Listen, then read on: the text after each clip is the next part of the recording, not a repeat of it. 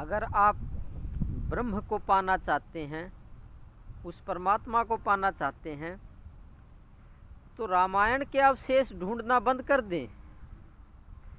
अब काफ़ी लोग रामायण के अवशेष ढूंढते रहते हैं कि 11,000 साल पहले या कोई भी समय हो सकता है, उससे पहले जो रामायण हुई है उसके अवशेष ढूंढते हैं और उससे हमें कुछ पुण्य कर्म की प्राप्ति हो जाएगी। तो ऐसा लोगों का मानना है। नमस्ते, मैं पवन यादव, रामपुरा झज्जर से। अब आप बात समझिए। अभी जो दशरथ के पुत्र राम हुए थे, आप उनके अवशेष ढूंढ रहे हैं कि उन्होंने कोई पुल बनाया था भारत से लेकर श्रीलंका तक। उन पत्थरों को ढूंढने की कोशिश करते हैं, और या फिर जो अयोध्या में जो उनका किला था, राजमहल था, जहां उनका जन्म हुआ था, उस जगह को ढूंढने की कोशिश करते हैं या उसके दर्शन करने की कोशिश करते हैं। अब बात ये समझिए, आप वहाँ जो पुल बनाया था या नहीं भी बनाया था, अगर आप उस पुल को ढूंढ लोगे और वो पत्थर आपको मिल भी जाएंगे जो पानी में तैरते हैं, तो आपके जीवन में क्या बदलाव होगा और क्या पुण्य कर्म की प्राप्ति होगी? कभी आपने ये बात सोची नहीं है? व्यर्थ में समय बर्बाद करने से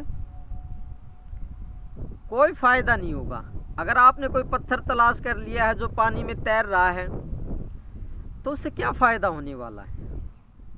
ब्रह्म तो सर्वत्र इस हवा में, आकाश मंडल में फैला हुआ है। वो ब्रह्म तो उस टाइम भी वैसे ही थे और अब भी हैं, अब भी वैसे ही हैं। रामायण काल में जैसे थे ब्रह्म तो अब भी वैसे ही हैं। आप रामायण काल के अवशेष ढूंढ लेंगे जहाँ पे सीता जी ठहरी हुई थी, जंगल में, जहाँ सीता जी इस जमीन में समाई थी। अगर आप उस गुफा को, उस रास्ते को ढूंढ भी लेंगे तो क्या होने वाला है? क्या ब्रह्म आपको दर्शन दे जाएंगे? जो सर्वत्र फैला परमात्मा है, क्या वो आपको दर्शन दे देगा? नहीं, ऐसा कुछ नहीं होने वाला है। इसलिए सीता जी कहाँ ठहरी हुई थी, कहाँ उन्होंने समाधि ली थी, भू समाधि, जमीन में वो समा गई थी, ये आपको शोभा नहीं देता है।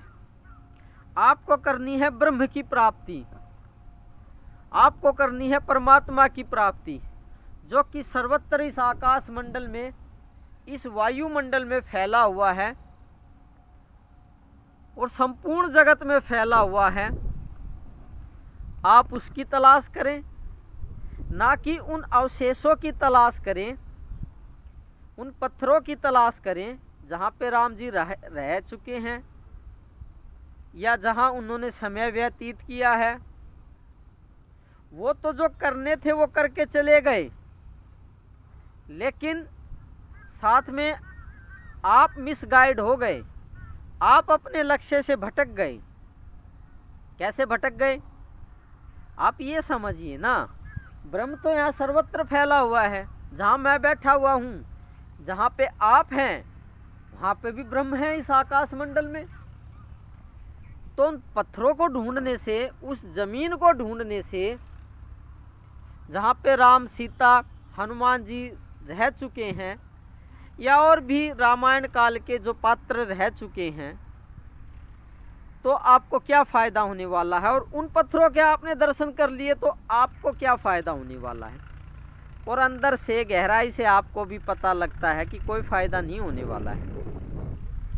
मान लो अगर उनके दर्शन करने से थोड़े बहुत आपको पुण्य की प्राप्ति हो भी जाती है, तो ब्रह्म प्राप्ति नहीं मानी जाएगी। वो उससे हम ये नहीं कह सकते हमें भगवत्ता की, परमात्मा की प्राप्ति हो गई या हमें ज्ञान प्राप्त हो गया। ये एक कुदरत का माया जाल है, आपके ज़िंदगी का समय बेकार करने के लिए कि कहीं अयोध्या में चलते हैं, कहीं पे ऐसे पहाड़ को देख के आते हैं जो हनुमान जी ने उठाया था, तो इन पहाड़ों को देखने से जो उठा लिया वो उठा लिया, कोई फ़ायदा नहीं होने वाला है। उन्होंने पहाड़ उठा लिया, आप छोटे मोटे पत्थर उठा सकते हो, कोई ज़्यादा फर्क नहीं है, कोई ज़्यादा पुण्य कर्म की प्राप्ति नहीं है। आप भी छोटे मोटे पत्थर तो उठा ही सकते हो। उन्होंने ज़्यादा बड़ा पहाड़ उठा लिया था, ज़्यादा ताकतवर थे। लेकिन उससे हम ये नहीं कह सकते कि कोई पुण्य की प्राप्ति होगी या ब्रह्म प्रकट हो जाएंगे हमारे सामने, भगवान प्रकट हो जाएंगे। क्या हम ऐसा कह सकते हैं? नहीं, ये मंद बुद्धि वाली बात हो जाएगी, ये बच्चों वाली बात हो जाएगी। वो जो देव पुरुष थे जिसे आप भगवान कहते हैं, वो देवता ही थे, देव पुरुष मान सकते उन्हें। हम उनकी निंदा नहीं कर रहे हैं, ठीक है, उन्होंने जो किया, अच्छा जीवन यापन किया, वो तो ठीक है, उन्होंने अपनी समझ से किया, अपनी मर्यादा से किया। लेकिन आपको क्या फ़ायदा होने वाला है? आपको क्या ब्रह्म की प्राप्ति होने वाली है? नहीं। ऐसे बहुत से चक्रों में फंस के बहुत से साधु जन इस धरती से चले गए, पहले भी बहुत से करोड़ों लोग चले गए इन पत्थरों के दर्शन करके, उस पुल के दर्शन करके जो राम जी ने बनाया था, और जहाँ पे राम जी रहे हुए थे उस जगह के दर्शन करके, उन पहाड़ों के दर्शन करके जो कभी हनुमान जी ने उठाए थे। तो हमारा लक्ष्य ब्रह्म प्राप्ति है, ना कि बच्चों जैसी हरकतें करना, क्योंकि ब्रह्म सर्वत्र है, तो यहाँ आकाश मंडल में भी है और आपके अंदर भी है। जैसे ये हवा है, आपके अंदर भी है, और इस हवा को आप बाहर भी महसूस कर सकते हैं। अभी हवा चल रही है ठंडी ठंडी, मैं महसूस कर सकता हूँ और आप भी कर सकते हैं, और आपके अंदर है तो वो भी आप महसूस कर ही रहे हैं। तो आप ये बताइए, जो रामायण काल के जो अवशेष हैं या वे जगहें हैं, वहाँ जा कर के पैसा लगा करके ज़िंदगी का समय बर्बाद करके आपको क्या हासिल हुआ? आप अपने अंतःकरण से ही पूछ लीजिए, आपको कुछ हासिल नहीं हुआ है। आपको ज़्यादा से ज़्यादा इतना हुआ होगा, सपने में कोई राम जी के दर्शन हो गए होंगे, कोई परछाई सी दिखाई दे गई होगी और आपने सोच लिया कि बहुत बड़ा पुण्य कर्म हमें प्राप्त हो गया है। हाँ, कभी कभी किसी को ऐसा हो जाता है सपने में, बैठते उठते हुए हल्की नींद में, तो वो इसको बहुत भारी पुण्य की प्राप्ति मानते हैं। तो ये कोई बहुत भारी पुण्य नहीं है। ब्रह्म प्राप्ति कीजिए, गुरु के सानिध्य में रह करके, गुरु को दंडवत प्रणाम करके उस भगवत्ता को पाने की कोशिश करनी चाहिए। गुरु को दंडवत प्रणाम करने से, उनसे प्रेम भाव रखने से और उनकी सेवा करने से तो उस ब्रह्म प्राप्ति को आप पा सकते हैं या उस ब्रह्म की प्राप्ति कर सकते हैं। इस सर्वत्र फैले भगवान को आप जान सकते हैं, वरना आप चाहे कितना ही यत्न कर लो मुश्किल बात है।